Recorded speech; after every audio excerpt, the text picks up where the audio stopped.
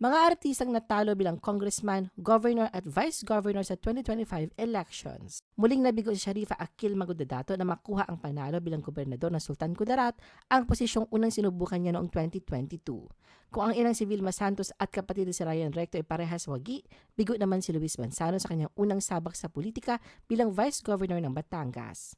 Hindi rin pinalad si Dan Fernandez na mahalal bilang gobernador ng Laguna. Tulad ni Dan, talo din ang kanyang anak na si Denzel Fernandez bilang House Representative ng Lone District ng Santa Rosa, Laguna. Wala ring swerte ang unang sabak ni Marco Gumabaw na talo bilang kinatawan ng ikaapat na distrito ng Camarines Sur. Maging si E.J. Falcon na dating nanilbihan bilang vice-gobernador ng Oriental Mindoro ay naramdaman ang pagkatalo bilang kinatawan ng ikalawang distrito ng Lalawigan. Hindi rin pinalad ang former actress si Jem Castillo sa kanyang unang sabak sa politika bilang vice-governor ng Laguna. Bigo din si George Jericho Ejercito, anak ni E.R. Ejercito, sa kanyang pagtakbo bilang Vice Governor ng Laguna. Ang dating TV and movie personality na si Joy Ortega ay talo rin bilang representative ng 2nd District ng La Union.